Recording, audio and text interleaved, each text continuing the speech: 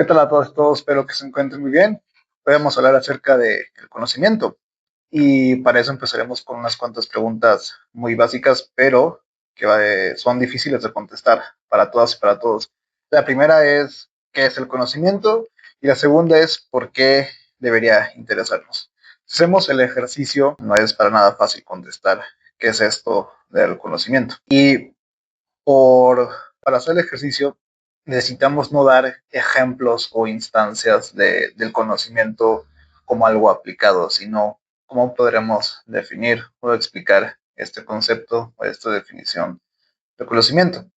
Si se toman el tiempo, unos cuantos minutos para hacerlo, todos nos vamos a encontrar con la dificultad, que evidentemente no es nada simple o sencillo definir esta palabra tan sencilla y tan común en nuestro vocabulario. Y la segunda es un poco más sencilla en algunos aspectos. ¿Por qué debería interesarnos esto del conocimiento? Saber qué es el conocimiento, más allá de tener una definición perfecta.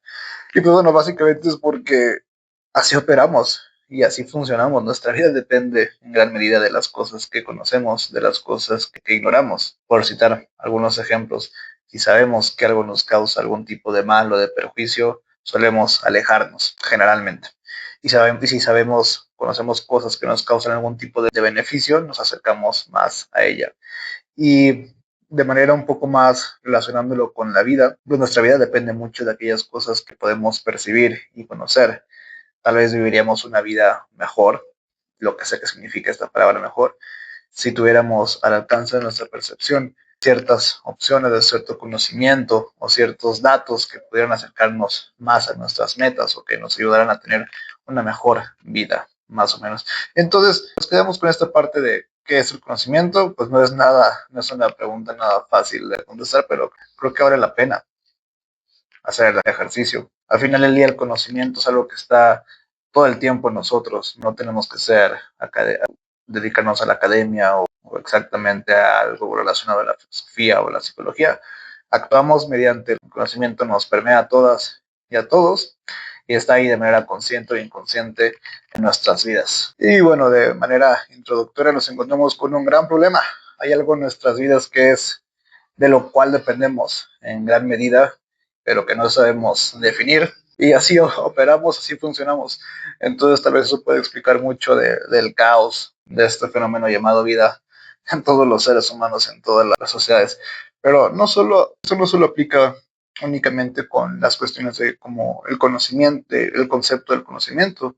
También aplica con conceptos como el tiempo, el amor o algún otro tipo de valor o concepto en sí. Muchas veces son difíciles de explicar y por más que las podamos interiorizar o aplicar en cierto sentido, y bueno, seguimos operando y la vida sigue existiendo y pasando. Entonces es interesante notar este fenómeno que sucede con ciertos conceptos interesantes. Pero bueno, esto del conocimiento es el punto central de la epistemología, la cual es una rama de la filosofía, una rama central de la filosofía que trata acerca de la teoría del conocimiento, qué es conocimiento, qué puede contar conocimiento como conocimiento, nuestros procesos para conocer, si son acertados, son correctos o deberíamos tratar de modificar algunas cuestiones. Entonces, es una rama, un tema muy interesante debido a la importancia que tiene el conocimiento en nuestras vidas, que está ahí en todos los aspectos. Y pues bueno, existen tipos de conocimiento, tenemos ciertos datos, podemos conocer que México, la Ciudad de México es la capital de México, podemos saber que no hay que herir o lastimar a los demás. Podemos agrupar los conocimientos en ciencia, en conocimiento matemático, en arte, en historia, lo que sea. Y a todas estas cosas, estos como conocimientos que podemos manejar a base de datos, les vamos a llamar conocimiento del tipo conocimiento proposicional. Una proposición hay que entenderlo como lo que se afirma mediante una oración e indica que algo es el ejemplo.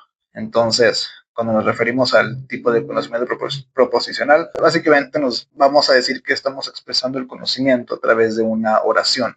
Y eso también va a pasar mucho para entender y referirnos a las creencias. Entonces, como que un ejercicio un tanto práctico, referirnos al conocimiento mediante proposiciones. Y esto es lo que el conocimiento proposicional va a ser que estaremos trabajando en estos videos.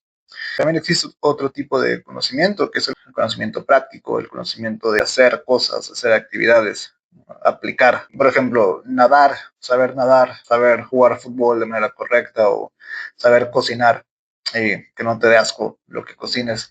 Es un tipo de conocimiento práctico y la diferencia es más que intuitiva.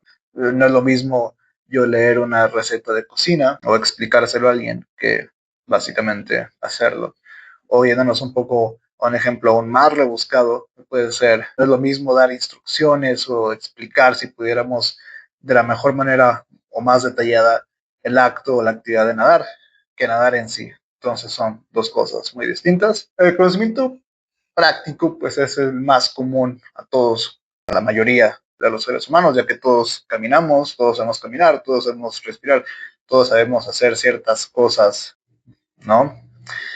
Pero el conocimiento proposicional es algo que nos hace más distinto como especie e incluso entre personas.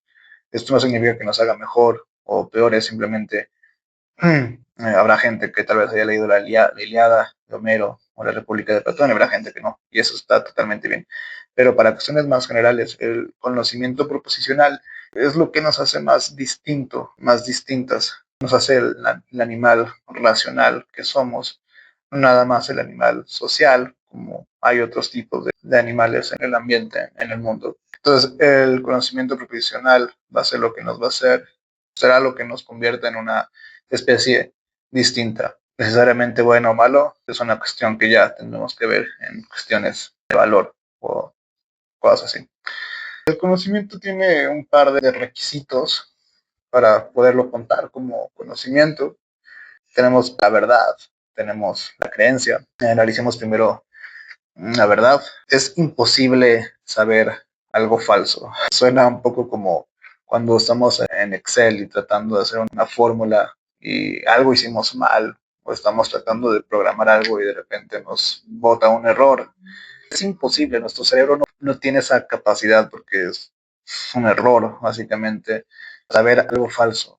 Si nos tomamos un poco de tiempo para pensarlo, pues tiene sentido. Ahora, puede pasar, como nos pasa la mayor parte de las veces, podemos creer que algo es verdadero y que al final resulte falso. Entonces, eso es muy válido, porque al final entonces no se trataba de algo verdadero o de conocimiento en sí. Y para decir que realmente conozco algo, ese algo es algo debe ser verdadero. Ahora vayamos con la creencia, el creer o la creencia. Para saber o conocer algo, pareciera que es un acto que no se puede desprender del conocimiento o de la verdad en sí. Para decir que conozco algo es necesario creer en ello primero.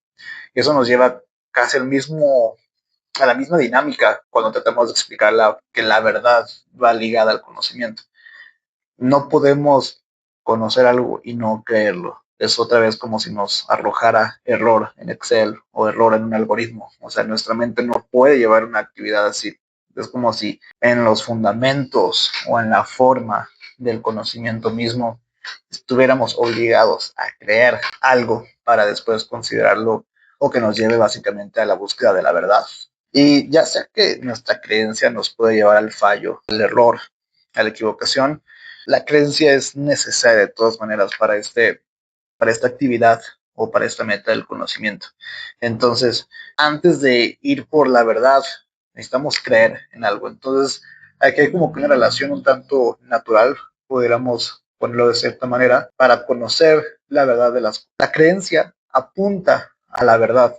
Es como si la intención que es inherente al acto de creer nos llevara sin otra opción, básicamente la verdad. Entonces, es como la creencia, creemos algo porque sospechamos que es verdad. Ahora, otro elemento importante acerca del conocimiento es que el conocimiento tiene algo más o menos llamado, o que podemos ya, delimitar como que está relacionado con ser acreditado o responsable de ello. Entonces, cuando decimos que alguien tiene conocimiento, es como también se lo estamos atribuyendo o le damos cierto mérito a aquella persona de aquello que conoce.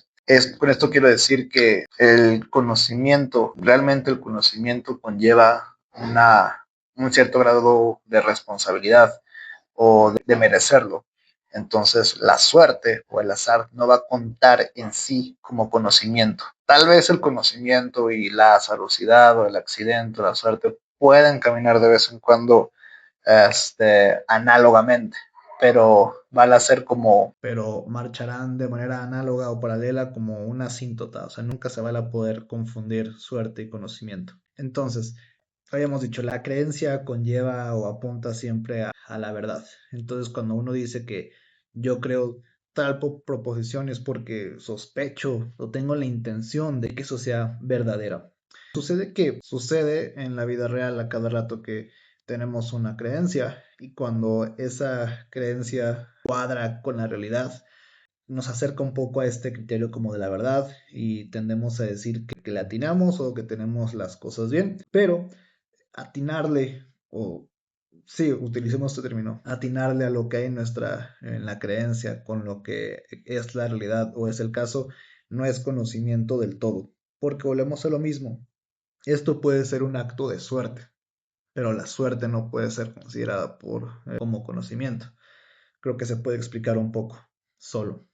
Pongamos un ejemplo. Imaginemos que estamos en una carrera, vamos a uno de estos eventos en los cuales se hacen apuestas de carreras de caballo y decimos que hay una persona que apuesta a un caballo que se llama Lucky o suerte y resulta que apuesta que este caballo va a ganar porque se llama suerte. Y se da el hecho o se da la coincidencia entre que el caballo gana la carrera. Pero eso no es en sí conocimiento, porque no hay nunca manera de saber cuándo un caballo va a ganar en sí. Eso es una cuestión de suerte, de probabilidad.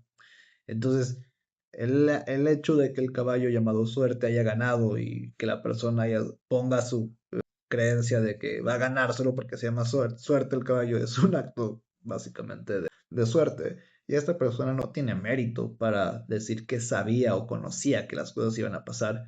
Entonces no se le puede acreditar como que él tiene cierto conocimiento. No sabía, es imposible que él supiera que iba a pasar eso, que iba a ganar. Fue un acto o una cuestión de azar. O también podemos imaginar que tenemos a dos personas que están practicando. Tenemos una persona que está practicando fútbol y es un futbolista profesional. Sucede que cada vez que tira a la portería, pues mete un gol.